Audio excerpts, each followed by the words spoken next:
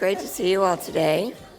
My name is Rachel Alvarez. I work for CMD, and we have three amazing clinicians here to talk with you, answer your questions, whatever they might be, things that are on your mind, things that you're wondering about as you're transitioning to your next stage of life, any of that. So we're here to answer your questions today, okay?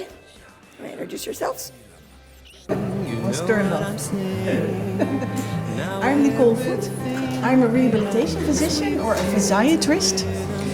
I come from the Netherlands and I work with adult patients with neuromuscular diseases, but in research also with children.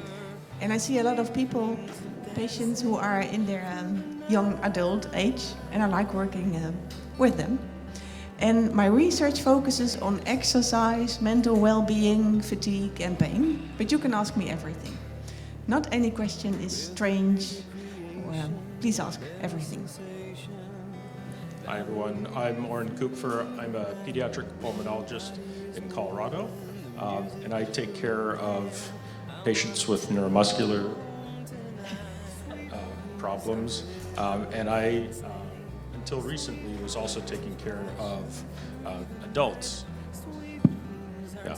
Until recently, was also taking care of adults, but my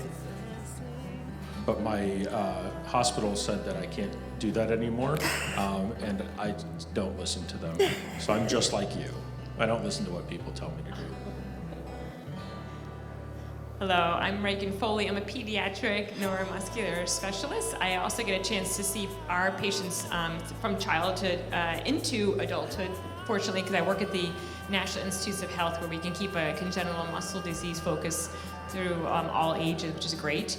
So my research has been based predominantly collagen 6 related muscular dystrophy and LAMA2, but all congenital muscle disease is my passion, and I love being able to care for my patients as they get older, and it makes me happiest to see all of you happy and thriving. And I always say, and I believe this, that your social lives are so much better than all of ours, and that makes me so happy. So I want to ask you guys a starter question while you guys get your questions warmed up. What do you feel like is the biggest challenge you've seen your young adults face as they're figuring out how to take care of themselves, or maybe go to college or get jobs? What are the challenges that you think that they're facing that are top priority?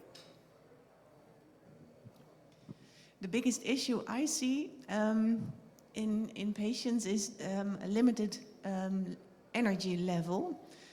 And because you want to do the same things as your peers, going to school or study, having a relationship, having hobbies, and you have limited energy. So that's the biggest struggle I see. And I always help people, but that's very personalized, to see how can you spare energy or maybe increase your energy level to do the same things as your peers. And that's the biggest struggle I see.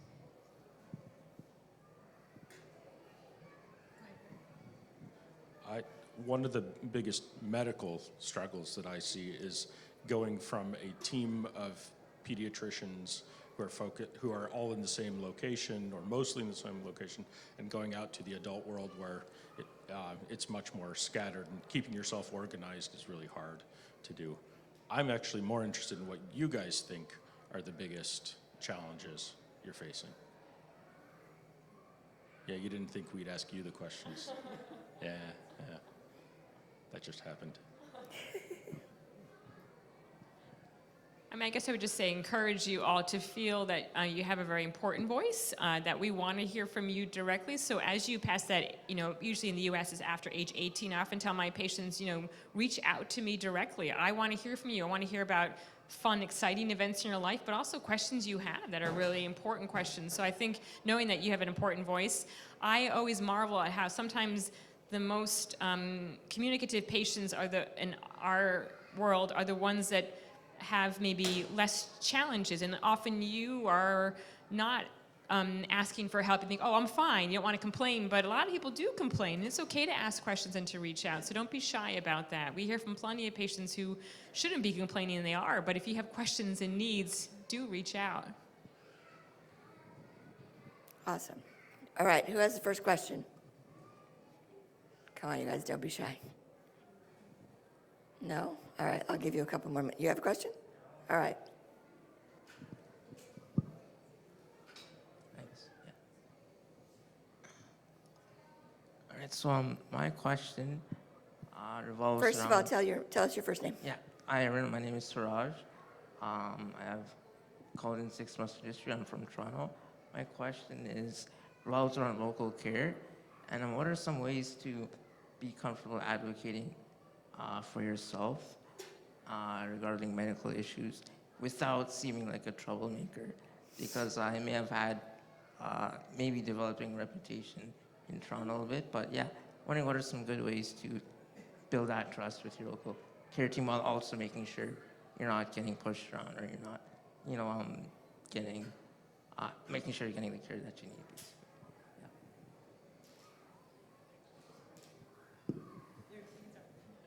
You got the mic? Really? Okay. I like difficult patients because you challenge me to think. So I think you have to find someone who's willing to enter that conversation with you. And then what you have to be willing to do is hear that, try it out, and be willing to be wrong. Just like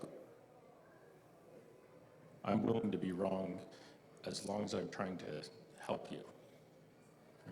In the adult space, my care providers know nothing about my disease. So I have CMD, and none of them have heard of the CMD. So I come to them with 3 specific publications and say, please read this by the time I see you next time. And if they haven't, strike 1. Strike 2 is if I can talk to them and say, this is what I need. I'm an expert in my own care. These are the things that I need from you, and this is how I can help you understand my disease. If they don't respond to that, strike 2. I don't get to strike 3. They're fired. So this is a service provider.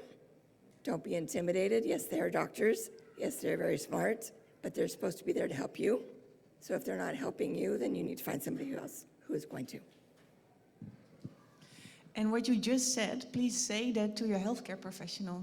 That's very important to have a good start in what you expect from your healthcare professional and what you like in the communication.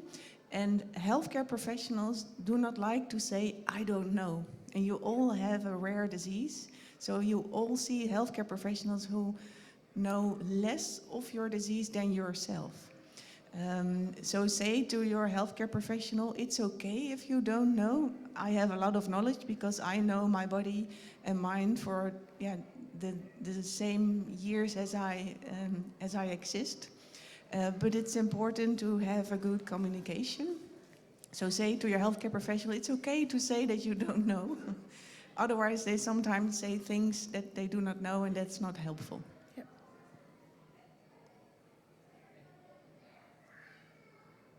Who else has a question?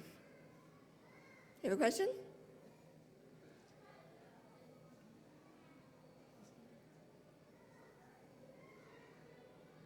No? All right, I'll ask you guys another question. So in the adult world, it's a very different space than in pediatric, right? Pediatric, you tend to be very good about interdisciplinary clinic and talking to other providers. What's your best advice when transitioning to the adult space, how to coordinate that care when they're not necessarily at the same clinic or in the same team? Yeah, also a good point is your parents, because when you're getting a child care, your parents are going with you. And when you're an adult, they sometimes also go with you, but there's a point in time that you have to coordinate yourself. But that's not one day or the other, it's also a kind of a transition. So talk to your parents and to your healthcare professionals. How do you want to coordinate? What's nice to you? And sometimes you sit in a consulting room without your parents, but there's no one advice. The most important thing is that you receive the care you want to, and someone wants to coordinate all the care his or herself, and some people want more help in coordination of care, and be honest about that. And what I also see is when you have the age of 16, 17, 18, you hate your disease and you don't want your disease to be there. And sometimes I don't see my patients until they are 20 or 21 and they come again. They have a kind of a break of their disease, and that's also okay. Sometimes you need a break. But it's good to know that you can have advice to increase your quality of life and do the things that you want to do. And be honest and communicate with your parents and your healthcare professionals what you like, because the other one doesn't know what you like in having your disease and having medical care.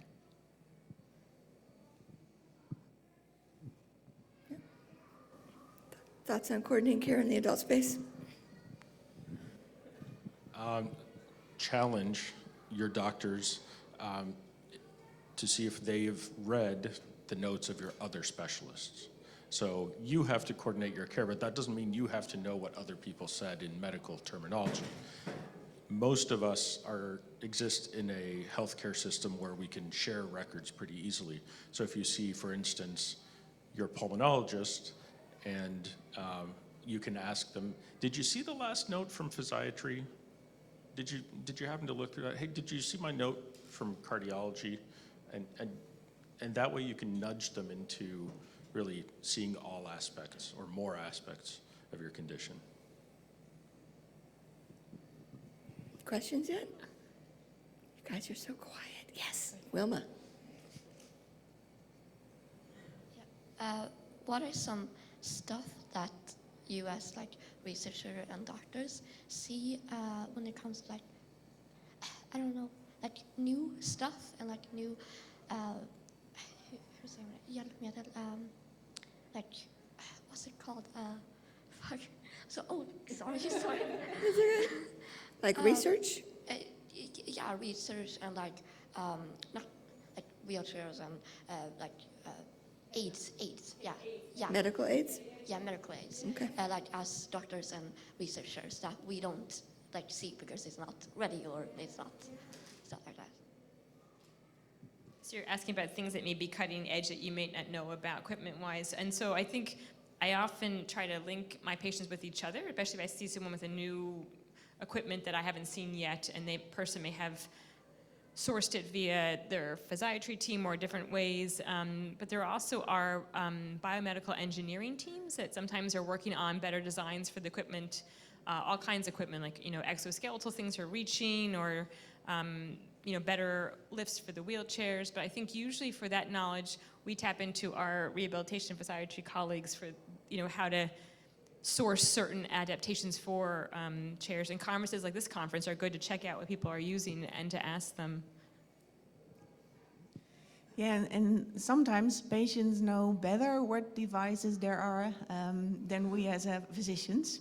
So if there are any fora on internet or social media where you can talk to other people, or maybe you see here someone in a nice wheelchair, you can ask, what type? And we always like if patients come to us and say, hey, this is a nice wheelchair, is it something for me? And you already mentioned the exoskeletons. They're not on the market yet, but maybe in a couple of years there will be exoskeletons. And in the Netherlands we now perform research and are focused also on adaptive gaming. For example, using your wheelchair to game with your peers. And Nintendo and PlayStation both have adapted devices to use when you game. Does someone of you game? Play games? Yeah. Good. I didn't game at all, but we have a physical therapist in our team, and he's fond of gaming, and he learned me that sometimes parents say that gaming is not healthy for you and you don't have to game. But he says it's better to game than to watch television, because gaming is very active and you have contact with your peers if you perform online gaming. And you can also exercise your arms and hands during gaming. Of course, you do not have to do it several hours, and parents are laughing because they maybe had a discussion regarding healthy gaming, but if you do it the right way, gaming can help you also in your social skills. And there are a lot of possibilities to game when you, for example, cannot use your hands or arms very well. There's one of my patients who games with her mouth by breathing. Everything is possible. But don't ask me questions on gaming. I'm a gamer, you can ask me questions. Anybody else have a question so far? No? All right. Dr. Kupfer, what kind of questions should these people be asking their pulmonologists to make sure that they've got their good pulmonary care going on? Because you know that that's the most number one thing in my book. So the first thing you want to ask your pulmonologist is, what do you know about my condition, right? And if they say, I don't know, two things. One, they're being honest, which is good. And two, you can help them so that they can help you, right? So I don't know doesn't mean they're not qualified. I don't know means they're being honest with you. And that hopefully that leads to the next question. Are you willing to learn? If they're willing to learn, then that's going to be a successful relationship with your pulmonologist. Okay? You also need someone who's relatively creative and determined, right? Because the medical system is not set up to deal with people with rare conditions. And so you have to have someone who's a little bit more tenacious than average, okay? Now, what data do you want out of your pulmonologist? What information do you want? I don't know. Pulmonary function tests are nice. We can follow trends, but I think as your pulmonologist, I may be more interested in how does breathing affect you day to day? What does it take for you to breathe? What's it cost you to breathe? And how can I ease that burden? So when we're talking about technology before, my thought was my goal as a pulmonologist is to be as unobtrusive and as invisible as possible, right? To be out of the way, support your breathing so that you can do whatever it is you want to do. And I'll take on the breathing, I'll do that for you, and I'll be invisible. And then you guys go live life. So I really think that I've learned a lot from physiatry by just asking, what can I do to support you? And then we can use the numbers, your vital capacity, your pulmonary function tests, to say, I think this or that test or treatment might be in order, right? Maybe it's time for BiPAP, maybe you should use your cough assist, whatever. But those numbers are really only guides, and I'd rather hear what's life like and how does breathing impact your life day to day? Or when you get sick, how bad is it? So it's less about numbers and more about how can I help you live? Great. Questions? Yeah, Clarinda?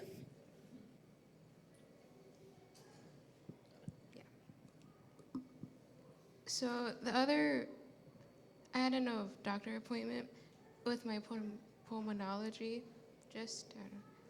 and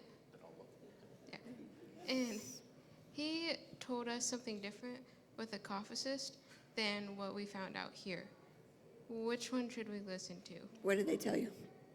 Do you remember? With the cough assist, I think here. What'd your doctor tell you? And then we'll tell you the right thing. I forget which way it was, but one of them, so we try to do 2 to 3 sets of 5 minutes, morning and night, roughly. But then either here or there, they said you just need to do like 10, like in and out. Oh, wait, no. Sorry, I just remembered. So here, I think it was here, it said all you have to do is do the inhale, and then if you're sick or need a cough, then do the exhale. But he told us you have to do the inhale, exhale every single time. We've never done that.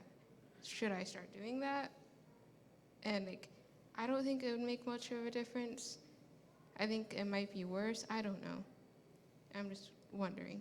So cough assist, while you're getting the mic, serves 2 functions, right? The first one is to expand your lungs. It's called hyperinflation, which kind of stretches out the chest wall and gives you some more flexibility and compliance in your lungs. I think my mic isn't working. The second is to help you cough, right? Because we all have a weak cough, And if you're not coughing up the phlegm that's in your lungs, you're going to get pneumonia, right? You're going to get sick. So there's two pieces to that. So now I'll let you talk. The expert. Turns out both are right. I think finding what works for you is most important. The chest expansion is critical. So as long as you're doing some inhalation, that's probably the most important part. And if you don't have a lot of secretions to clear, a lot of mucus to get out, then okay. But you should know that we all cough. We cough, one of my mentors told me, 9 to 73 times a day, according to one study. I don't know what that means, but that's somewhere between 2 sets of 5 and more. But we cough at random times for whatever reason, tickle in the back of our throat, mucus, someone was smoking near us, whatever, right? So everyone coughs every day. Does that mean you have to schedule your coughing?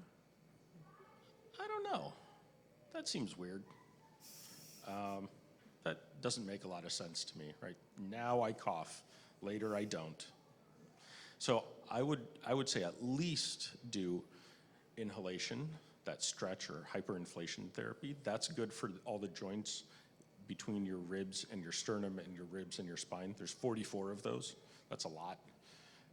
And you need those joints to be mobile to be able to take a deep breath, to talk over a noisy bar or in a movie theater or whatever, right? You need that flexibility. So at least do hyperinflation. And if you need to cough, if you need to get more mucus out, then you should also do in and out. Okay? But in is the minimum. And that's purely personal opinion, by the way. By an expert. Yeah, and the problem with cough assist is that you don't notice that it has an effect because you don't experience any effect. So many of my patients say I stop because it doesn't do anything, but it prevents. So it prevents that it will get worse. So it's good to know that you don't notice anything. Beside that, you sometimes are exhaling is going more easy. And adding to what we previously said regarding different advices, please say your healthcare professional, I was to a congress and I heard this, and that's news, and your healthcare professional maybe doesn't know. So please say the different advices you hear so that your healthcare professional can think with you what's the best advice for you. Dr. Foley, you have an opinion on cough assist. Yeah, sure. No, everyone knows I'm very excited about the cough assist. So beyond the preventative measure, I call the cough assist a miracle worker because it's gotten my patients who are so precious to me out of a lot of hard spots. I think all of us could write novels about like when there's ever even upper respiratory infection, you use the cough assist in the inhalation exhalation mode, even every hour, on the hour, as needed to get that phlegm up, then it doesn't go down and cause a pneumonia. And so we've prevented so many hospitalizations, or in times of significant respiratory illness, it's been the game changer. And so it should be your best friend at that point of time. But actually, as you mentioned, so importantly, every day it's important. I had a lot of patients who come see us at the NIH and they stop during the summer, they're on vacation. Sometimes there's a little bit of a dip in the pulmonary function. We don't know how it is good in terms of preventative quantitatively, but we do know it's great for stretching the chest wall and the lungs. And I know I'm getting ahead of myself. That's 11 a.m.'s discussion. 11 a.m. is a pulmonary section, but yeah. They'll be in here doing something else. So you can talk about it all day if you want. We love the cough assist, and we hope that you love it too. Yeah. I think the key point here is that it shouldn't hurt, right? If it hurts, you're doing it too much. That setting is too high. So it should feel a little bit of a stretch, and maybe you're a little uncomfortable if you haven't been doing it for every day, but it should not hurt. And if it's not working for you, it may be that the settings are not right. So that's not science, that's an art. So you need a pulmonologist or a respiratory therapist who is capable and patient, sitting with you, testing out different settings. My hope is one of the technological advances we have in the future is real-time data from your cough assist so that we can actually see what the cough flows are. So that maybe I could put a number to how it feels, and then we can play with the settings based on that. So if it's not working, it may not be because it's not helpful to you, but because the settings aren't quite right yet.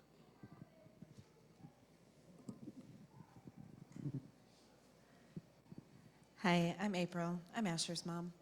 How is the cough assist different? So if he's on a BiPAP at night, is that serving a similar function as far as opening up his chest wall and all of that? Or is there still, is there still such a need for both, like during the day? The short answer is yes. Love the question. This is quickly turning into a pulmonary session. It's okay. That's good? It's, Okay. It's their Okay. own pulmonary session, so it's I fine. mean, I feel good about it. Yes, So. it's totally fine. Okay. BiPAP can augment airway clearance. It's giving you some inspiratory pressure to take a deep breath. So I have a lot of patients who feel like they wake up with less chest congestion after using BiPAP compared to before. And that's because you're getting a bigger breath and you're opening up the lungs so that it can handle its normal mucus that it makes. What BiPAP can't do is give you that out pressure. We also tend to use higher pressures on cough assist than we do on BiPAP, which makes sense, right? If you're just breathing what we call tidally or at rest, you're taking these relatively small breaths. And when you have to cough, you take a big deep breath and then you push it out hard and fast. So BiPAP can help a little bit with airway clearance, but it's usually not enough.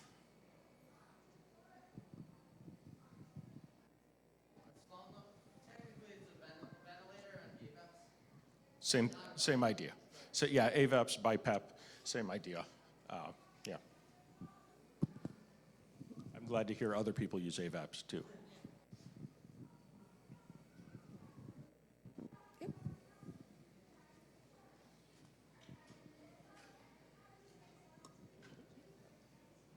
So I'm turning 21 this November, and at the hospital that I've always been seen at, they're gonna stop seeing me. We've been trying to find other doctors, but when we go, they say they won't take me because I'm too complex, or they don't know about my condition. How does that work when I get, because the few doctors that do take me, that will take me, they're all in different medical offices or different hospitals. How does that work when I get hospitalized? Because right now, I always go to PICU at my hospital, and all my doctors are already there. But if no one knows how to treat me, they have to. It's the scariest time for adult care. It's not a great time, and that's where you need advocates, your parents, yourself, if you're able to advocate for yourself in your care. Have a list of what the symptoms are that you have a list of the expected treatments, so have a list of people they can call. I know that they can call Dr. Foley, right? So, yeah, it's complicated.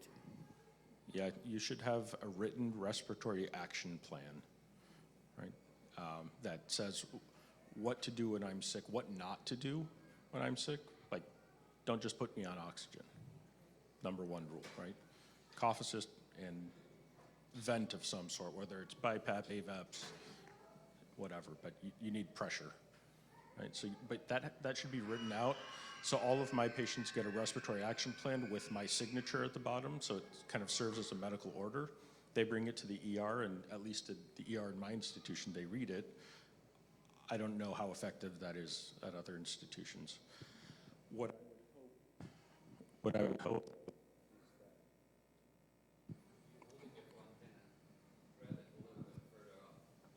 In your mouth. What I would hope is that you are not sent to a hospital before you've established care there, right? So I think you should continue going to the hospital you've been seen at. So, okay.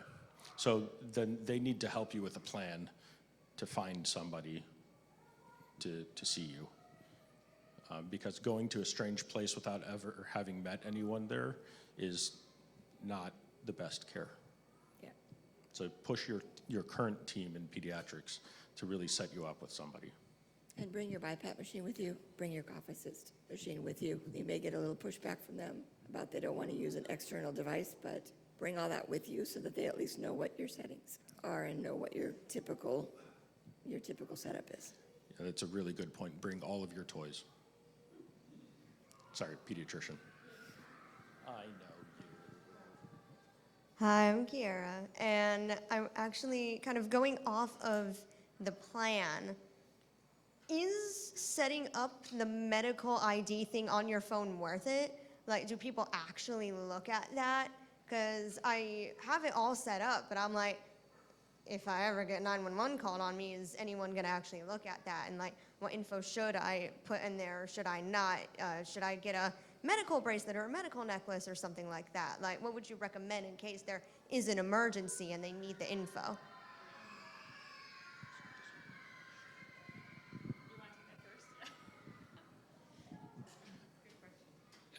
That's a great question. I don't know of, I don't know how often people use the medical information on the phones. I mean, I don't know.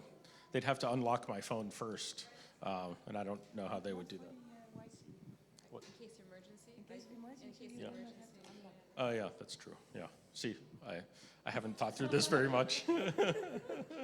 I think a medical bracelet or necklace is a really good idea, but it has to have just the most critical information, right? It can't be this big. I know chunky jewelry might be in, but that's too much.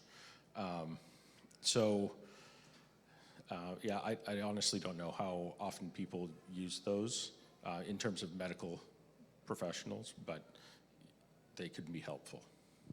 And do you guys have experience? I think the best medical alert is someone who knows you coming with you, Call this person. right? I was just going to maybe add to that. Yeah, and it's a really great question. I think if you have in the case of emergency on your phone, they open that up and they would hopefully call family, and family would alert one of us to be in contact with the team locally. You'd be surprised when we make a cold phone call, which I've done on occasion, to an ER or an ICU, and I just say, you know, if helpful, I take care of children with this condition. I've called on behalf of children, ironically, I had not personally seen, but I know have, for example, college in 6, and I would say to the team, if you need some advice about care, I'm happy to help. You'd be surprised, usually they're happy to have someone just to chat things through. Similarly, on your phone, you could have with your family as well. We have a lot of guidelines for each of the CMD subtypes, and for a lot of physicians, having like those written guidelines that are written by specialists, it's all referenced, it's all clear data.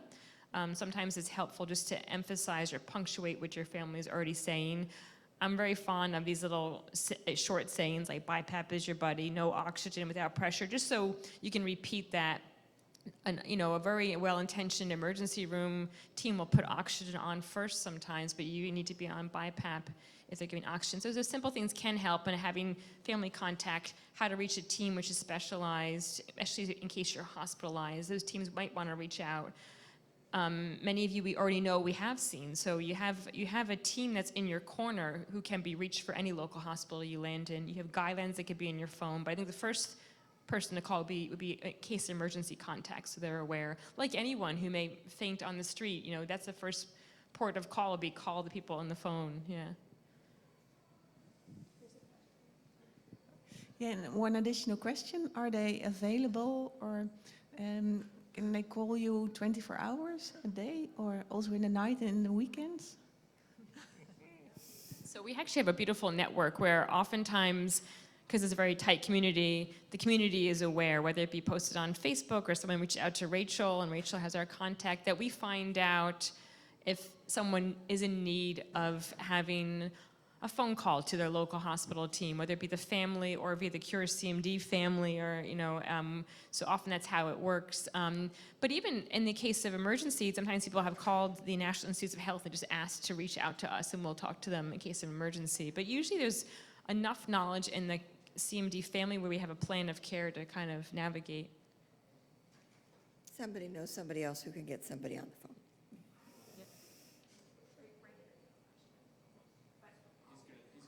Okay, perfect. That's that. Okay. Hi, my name's Alex, and I have a follow-up question to what was just discussed about the emergency room. So earlier this year, I went to the emergency room. Fortunately, my family was there to support me with communication. There was one challenge, is to get the emergency room to communicate with my specialist team, because it was at a different hospital. And so my question, in the future, hopefully not, but in the future, if I have to go to the emergency room at a hospital that's completely different in a different area, and if my family's not there, then just trying to think of how to best communicate with the emergency room about how to contact my team. Like, for example, maybe bringing a list of contact information, or figuring out what's the best recommendation, how to approach that issue if I were to have to go to the emergency room. Yeah, great question. Okay, I'll take a stab and I'll keep passing the microphone down. It's awkward to sign, take a stab, isn't it? I'll attempt to answer that. So I think you're right, Alex.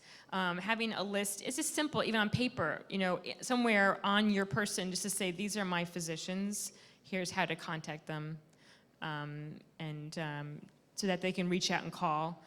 Again, also family, and family are welcome to reach out to the physicians too. So it helps us a lot because we have established relationship with a lot of the patients and their families. But I think the list is actually, it sounds simple, but it's really important. And they know that you're prepared and you have all your contact information. You have a team that's in your corner. Yeah, a team Team Alex. Yeah. I don't have much to add to that except the necklace or bracelet with critical contact information could be really useful. I don't know if the hearing community has any specific resources or recommendations as well.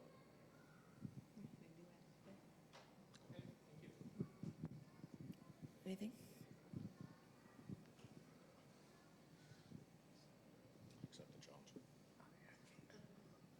Yeah, so this question is another follow-up to Kira's question, which was a great question, got me thinking more about medical bracelets. So I used to have one growing up. I was recommended by my pediatric team to get one. I'm not sure where it is now. I don't wear one currently, but I was thinking about recently getting another one as I'm an adult and as I get older. So my question would be, how specific should the bracelet be? Do I want to make it say congenital muscular dystrophy, which I believe was on my old bracelet, or do I want to get more specific than that to my, maybe say collagen 6 or whatever? So The most important thing your bracelet can say is no oxygen without pressure support. okay. Seriously, that's the thing that will put you in a dire health situation very quickly. And that's the thing that most non-expert healthcare providers are going to do. First thing they do when you go to the ER is put you on oxygen, right? That's just like standard care, standard protocol. So that, to me, is the most important thing. And then a phone number of who to call, who can help with everything else that matters. Okay, yeah, that's good. I think they did that to me once when I had a pneumonia. So Yep. yeah, it's not. Yep. Oxygen is fine as long as there is pressure support behind it. Oxygen by itself is very, very dangerous for all of us. Thanks. Yeah, that helps for sure. Questions?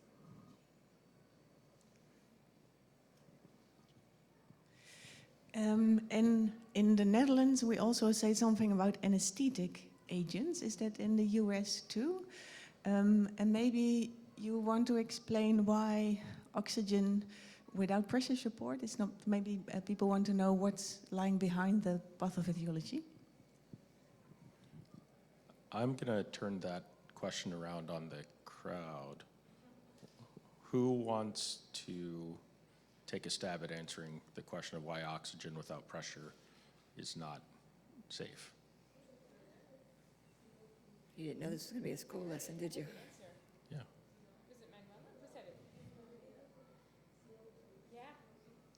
Yeah, so your CO2 can go up. So the two things that drive our breathing are oxygen levels and CO2 levels, okay? If your oxygen is low, that stimulates your brain to tell you to breathe deeper and faster. If your CO2 is high, your brain does the same thing. Many of you may have a higher than normal CO2 level already because it's hard to take a big deep breath. So that's called hypoventilation. When you have chronic hypoventilation, meaning your CO2 is always a bit elevated, your brain doesn't respond as well when that CO2 goes up even further, meaning it doesn't drive you to breathe even harder or faster. It's kind of blunted response. When you add oxygen on top of that, now your brain says, well, I don't really care about CO2 and my oxygen is fine. Why do I have to breathe? Right? And so you can inappropriately not breathe as you should. And So then that spirals worse and worse and worse. Right, and then your CO2 goes up and your oxygen may go down and they turn up the oxygen and then your brain says, thank you, I'm done. I don't need to breathe anymore, right? So that's why oxygen without pressure, without clearing the CO2 with ventilator pressures expanding your chest is dangerous. So if you take nothing else away from this, that is the most important thing that will save your life, I promise you. And It saved mine 3 or 4 times now. And I would say if there's any possible way that you could come to the hospital already on your BiPAP, if you have it, or on your ventilator, that the ERs are very reluctant to take things off of patients. They'll plug the oxygen into the back of your ventilator or your BiPAP machine before they'll take you off of that and put you on simple oxygen. So if you have the opportunity when you're not feeling well, or you're getting sick and you call for help, get someone to put the BiPAP on before you go. Just level set with them, like, this is coming with me. I saw people writing down questions. That's a great idea. Dr. Kravitz has a question. Uh-oh. One of my mentors is gonna ask. We can certainly talk a lot about this in our next session. This is just like an embouche for talking about lung diseases. No, they're going to be somewhere else. So Oh, okay. whatever you have to say to them, say it now. All right. Oren, could you comment on what about kids who come in with low saturations but are on no BiPAP yet? They've not needed positive pressure support, but they're sick and they need oxygen. Do you want to follow up on that? Because to put BiPAP on someone who they've never experienced before can be a bit traumatic, especially in an emergency circumstance. Has that ever happened to any one of you? Okay, tell us what it's like. So Asher was supposed to be on BiPAP, I don't know, like a year before he was hospitalized. And when he was in the hospital was when they managed to convince him to keep it on. So yes, it was traumatic, but we were also there to be like, no, please don't push his neck that way. No, please don't shove the mask on his face that much. Like, just let him try to learn how to use it. And because he wanted to get out of the hospital, I think he was willing to do it. So I think it can be hard if you're not already on it, but I also think we as parents needed the support to like have other people say this is really important because we could not convince him to do it at home. But yeah, so I don't know if that helps answer. Anybody else have an experience? No. Surprising. I've done it to a lot of people. So yeah, it can be an unpleasant experience when you're already sick and scared, terrified. You're in the ER with doctors you don't know, nurses you don't know, and someone tries to put a mask on you. But that's what you need at the time.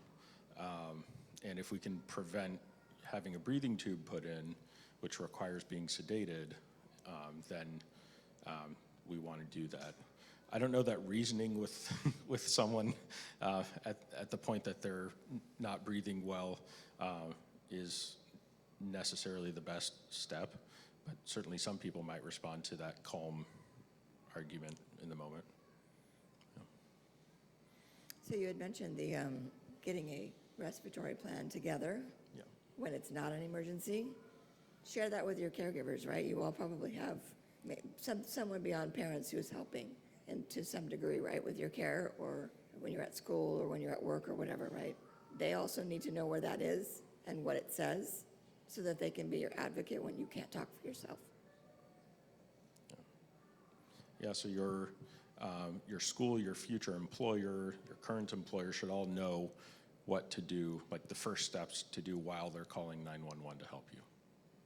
Someone there should be trustworthy enough to say, you know, get my cough assist, or at least suction my mouth, or whatever it is your first step is. All right, we have time for one more question. Who's going to ask it? Manuela? Oh, all right, two questions. Oh, okay. Okay, three. Yeah, mine is about balancing exercise and like stretching and stuff to make sure I'm still able to move as much as possible, and also not exerting yourself too much, and how to find the like balance in between that, and like needing to exercise so you can keep moving, but also exercise makes it so maybe you can't move the next day, or you can't really walk that much, or have to do anything the next day. Yeah. This is right up Dr. Voet's alley. That's a question I would like to answer. Yes. Are you already exercising now? Yeah. Yeah, because you say the right way. If you exercise, it's not positive when your daily life activities are not able anymore because of pain due to exercise or fatigue due to exercise. And in the previous session, I said that sometimes your daily life activities are already exercise. I don't know if you're still able to stand up from the wheelchair, yeah. But that's a kind of an exercise, to stand up and make a transfer to maybe the toilet or your bed. Brushing your teeth. Sorry? Brushing your teeth is an exercise. Yeah, brushing your teeth, your hair. So you have to take a look if, of course, stretching is very helpful to stretch your joints and be able to move your joints also in the future. And all the activities you do during the day or during your daily life activities are very short, high intensive exercises. And most of the time there is no aerobic exercise during daily life, and that is exercise at a lower intensity for a longer period of time. And then it's very helpful to see if you can do cycling exercises or swimming, for example. And when you start to exercise, I say start low and go slow. So it's better, for example, to start with a couple of minutes at a low intensity and then build up. We are now developing a kind of a muscle watch to see what is your right level of intensity, but it's not already there. And until it's there, when you start low and build up very slowly, there's a lower risk of overuse. And what you say is correct, that when you still feel your muscles during your daily life activities, then the intensity is too high. But it's a struggle because the lower threshold of doing enough is very close to the threshold of doing too much. So it's a very thin line that you have when you are exercising. And if you want to improve your transfers, for example, these are the activities with a high intensity and short amount of time. In previous recent research, we see that strengthening exercises, in the past we were a bit afraid of strengthening exercises, but standing up from your wheelchair, brushing your teeth are already strengthening exercises. So we cannot say it's harmful, because then we will say you cannot do your daily life activities. So then when you want to improve your daily activities, you can perform strength training, but you have to move your arms and legs against gravity, so you must be able to stretch your leg or to move your arm to exercise your arm and leg muscles. Otherwise, when I cannot move my arm high enough, I will compensate. And you have to prevent compensation mechanisms because they lead to pain in the compensating muscles. And also for strengthening exercises, when you want to apply, preferable under the supervision of a physical therapist, and also start low and go slow. Okay. That was one question.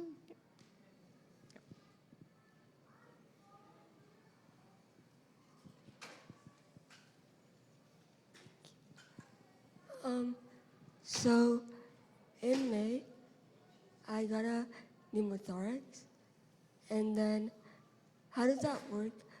Because they told me when I got to the ER that I couldn't be on the BiPAP because it would make it worse. I got a pneumothorax. And then,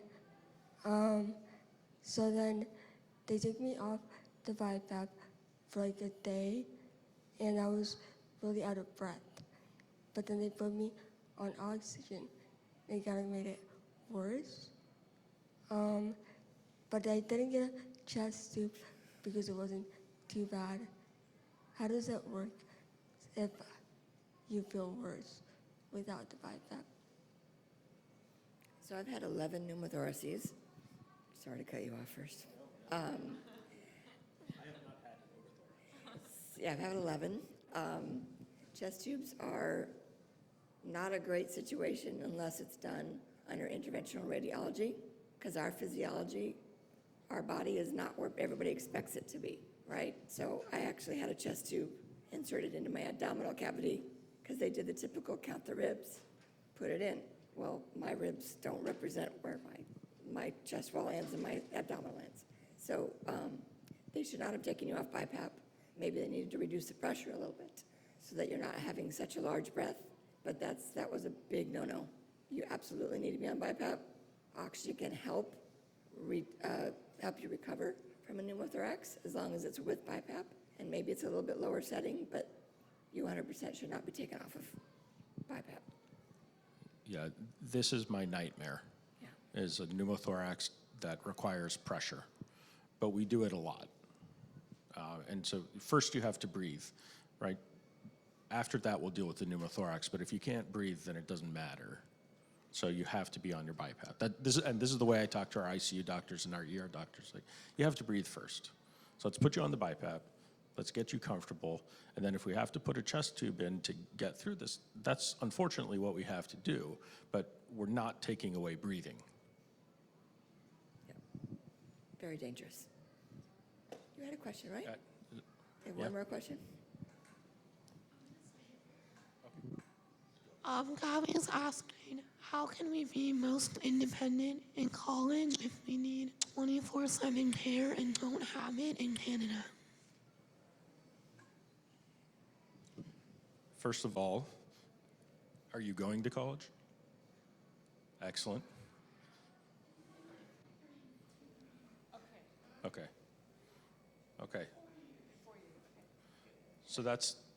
So this is the time to ask the question. Perfect, because it takes time to plan. Beyond that, I'm going to hand off the mic. You have lots of patients who have gone through this. You want to share about that? Probably best also to talk to your peers who've done this.